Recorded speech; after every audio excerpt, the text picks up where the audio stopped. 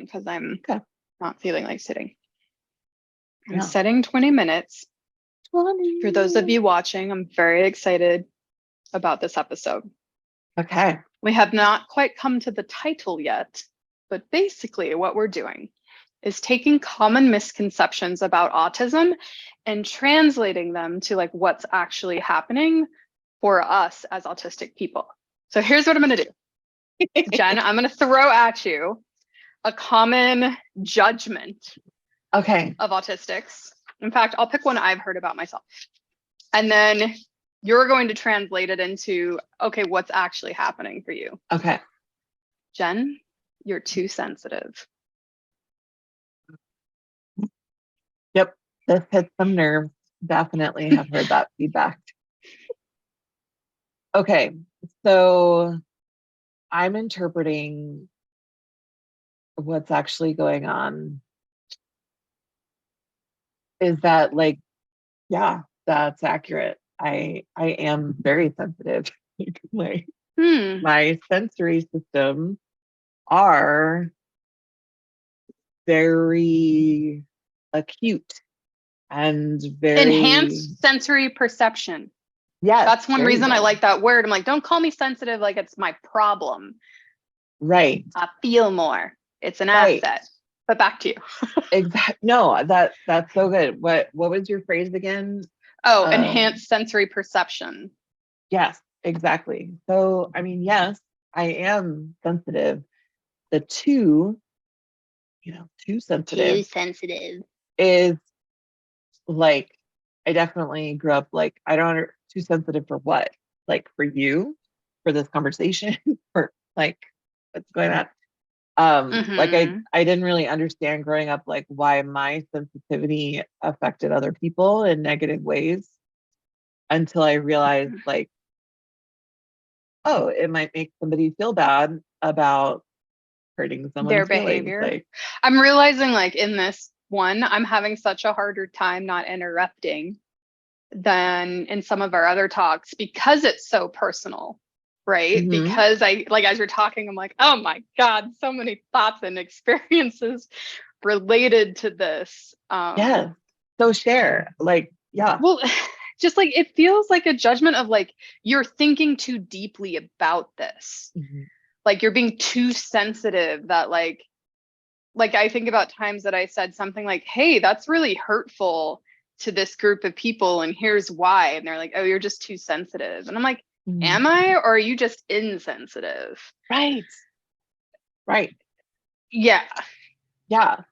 And so, I think about like in another episode, we were talking about masking and unmasking. I think that's a piece of unmasking where I am now in a place where like, oh, I'm too much for you. Fine, go find less. I'm not making myself smaller. For like, are you, if you're like too loud or too like right now I'm in like a needing to stand kind of boisterous movement. And like, I can think of times other people have been like, would you just sit down? No. Right. No, come on. No.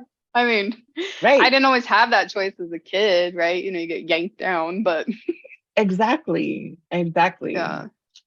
Well, and again, like I'm going to be a broken record on this, but this is what drew me to the word expansive. So I'm like, you know what? I'm done being small for other people's comfort. I'm going to take up all of my space.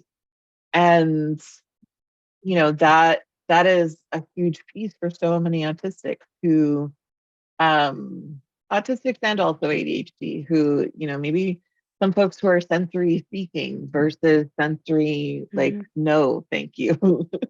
They want to like dance and wear loud colors and be their whole like vibrant selves, and being in like autistic affirming or neurodivergent affirming spaces celebrates that and gives people room for that versus like you have to tone it down. And like be babe. I do think this kind of stuff is easier to talk about with sensory. Like I like the senses. It's the easiest part of autism to talk about. I find the harder stuff to get other people to understand is the thoughts and the emotions. And like, I have such a strong reaction to being too sensitive because I feel like my logical constellation thinking brain has thought about everything that was just said and why that's inappropriate in some ways, or why it's maybe inappropriate isn't the right word, but like, hey, you said this and yet your actions are this, or like, if you're saying this, that means this. Like, I'm thinking about it on a deeper level than they are. And I'm getting accused of being too sensitive. And like, Yeah. I guess it is the strong feeling of like, but I'm in the right. Like, I'm actually like, I know there's not right, wrong, but sometimes it does feel that way. Like, no. Like, no, I mean, I totally get what you're saying. Like, it's one of those things, like I mean, I get the feedback too of like, oh, you think too much, right? Like, that's a bad hey, thing. that was one of my things on here. But like, yes, Yeah. I think a lot. That is part of what my autistic ADHD brain does. And I think at very fast speeds. And I'm thinking when I'm not even like trying to think. Like, it is just a function of my Yeah. brain and I can't stop it. And Mm-hmm. so, like, when you talk about, like, I've thought through these things, like, yes, our brain has done the analysis. I think for me, ultimately, I think about my relationship with religion, like growing up in the evangelical, more conservative church community, those things that I was taught. Eventually, over time, I was like, there is a disconnect here. My brain can't reconcile, and so I'm no longer going to participate in math that doesn't math. Right. Like, And instead it was like, oh, but you're wrong. Like, there's something wrong with you for right, not having the faith or whatever, when your brain is just like, wait, I've like added these things up and right. And even getting feedback from like religious people, like, oh, you're so sensitive. And I'm like, okay, but that's literally like what we're told to do, is like feel badly about things and then take action, like feeding people. Like, yeah, well, and so that's what I mean. I Like, get it. we care so deeply about things. And I think about like when I learned about animal rights and how animals are treated. I was a vegetarian for 16 years. I'm now primarily vegetarian. I just don't use the term. But people would fight with me all the time on it. And like, I know I'm not, this isn't about like vegetarian, non-vegetarian, but it was more like my autistic mind had like done all the analysis, done all the reading, done all the studying, and understood like how inhumane these systems are. And like, and then someone's just like, yeah, but it tastes so good. I'm like, true, but that doesn't negate the horrors happening. Like, and so it's just like, yeah, our brains are thinking in different ways. And I guess what I'm wanting, or what I wanted in those moments, was like, I'm respecting your way that you're eating meat. Like, that's your choice. Can you respect my way? Like, that's the thing about this too sensitive. Like, you can be your callous, indifferent self. Okay. But let me be my sensitive self. And I guess Mhm. callous and different is judgy in itself. But like, that's another, it is hard not to snap back, or, like clap back. But like, let's be honest, the people who are usually saying like, oh, you're too sensitive, are a certain breed of people. They are not all so sensitive people. They're people who, like, oftentimes I have found the people who say that to me are people who don't want to be accountable for their actions. And they want to Yeah. make me responsible for being too sensitive rather than them being responsible for saying something racist or sexist or ableist or just wildly offensive to anybody anywhere. Yeah. It's a way to kind of Yeah. slide I out from accountability. Yes. And because as you were saying all this, I was also thinking about, okay, that's very applicable with like random people we meet. But what about systems we grow up in where our family members are like, you are too sensitive, like as a being? Um, and that like, okay, sometimes they're sliding out of accountability, but I do think there is an element of like also owning like, okay, yeah, I am sensitive. Like Mm-hmm.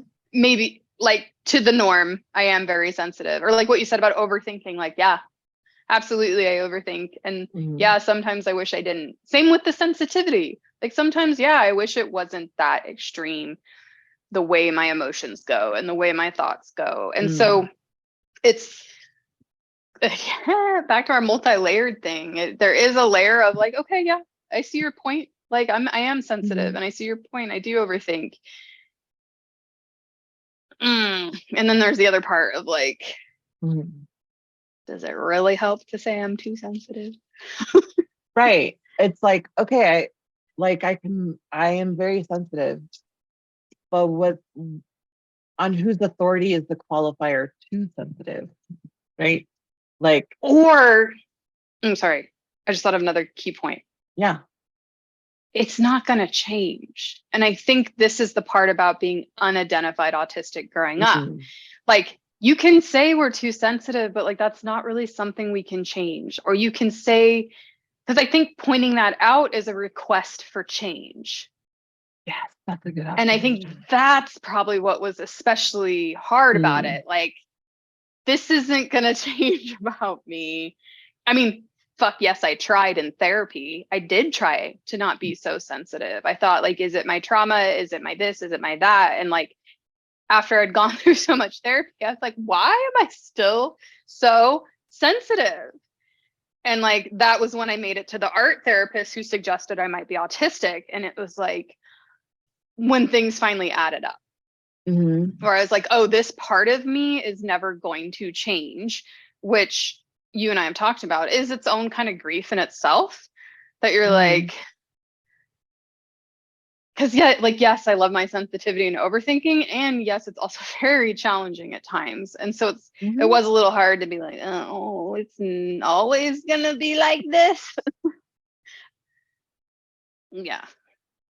Yeah. And I think about how that connects to masking also is like like you said, that feedback of you're too sensitive is like is a cloaked request.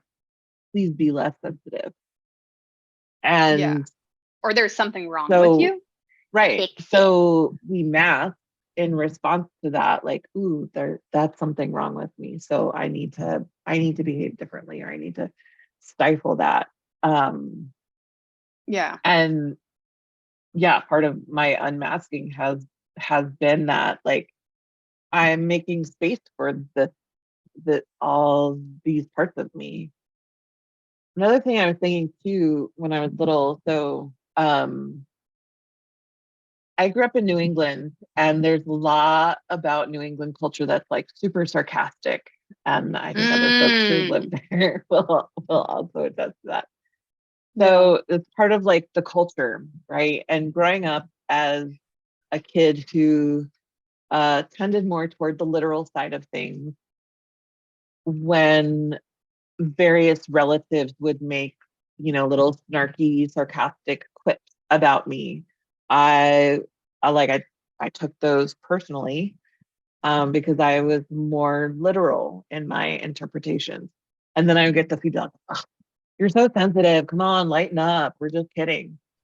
And my whole life, like I remember even going back to visit relatives as an adult, like after grad school, after I became a therapist, I still was like unable to get into the rhythm of, we're just like snapping at each other, and this is the thing that we do for fun because we love each other.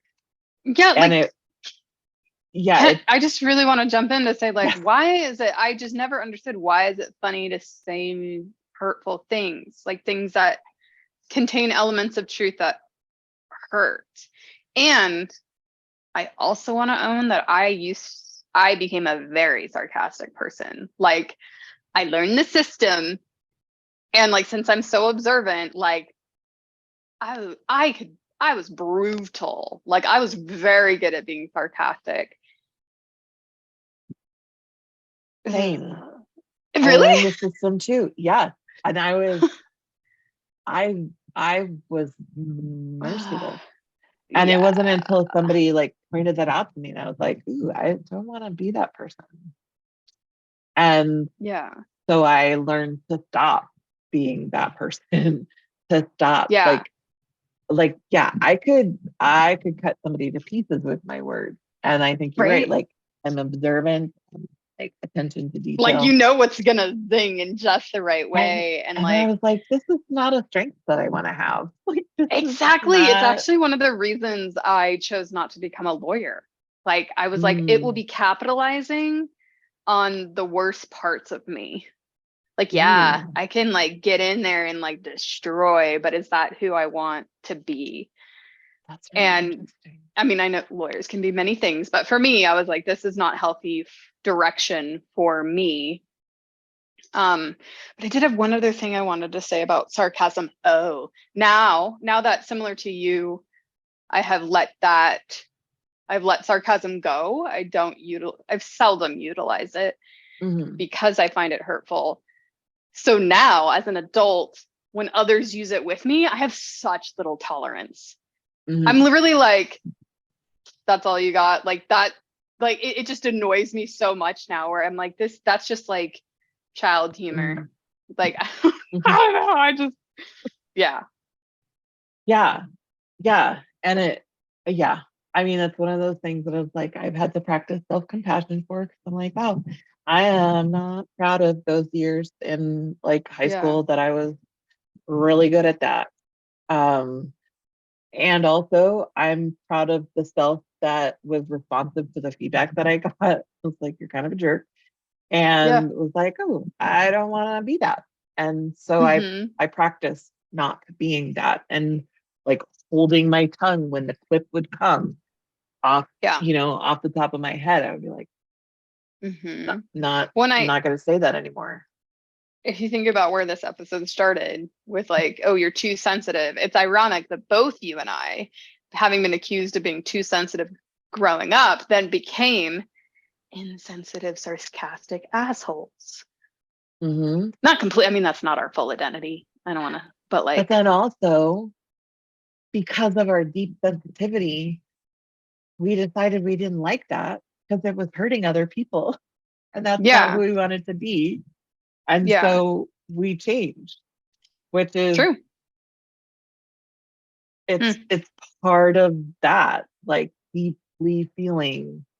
Um, and I think so that makes me think about like oftentimes, and this is one of the things that kept me from connecting with this identity for a while.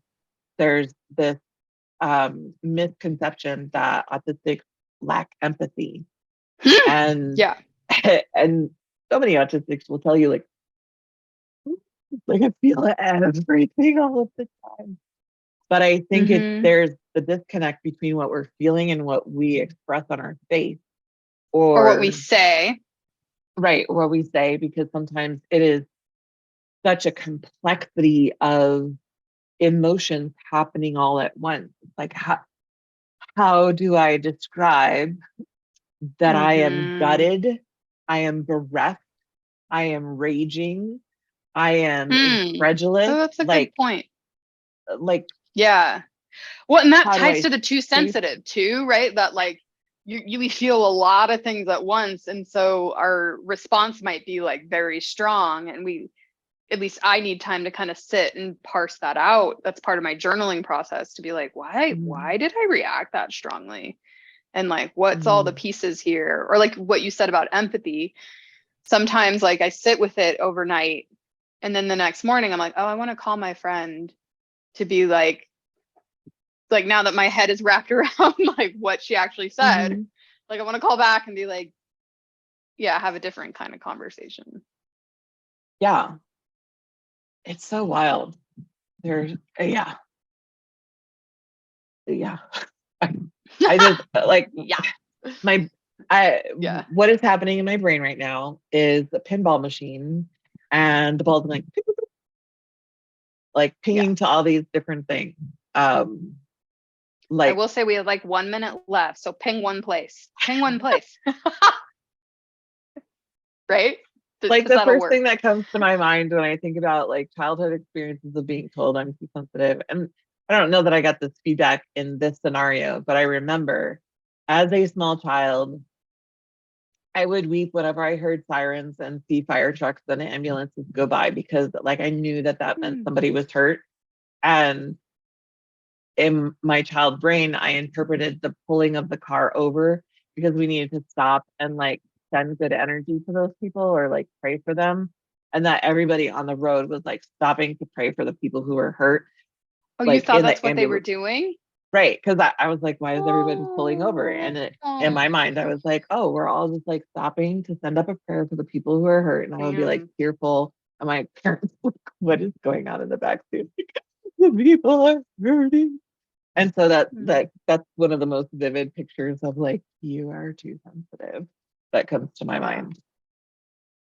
Well, my timer went off, so I My think that. timer went off too, Oh, did it? but Why can't I hear yours? Could you hear I don't mine? know. Mine, no, I haven't Oh, heard I yours. wonder if it's our headphones then. Maybe. We're both wearing noise canceling headphones. So, all right, we Loving can close that one out.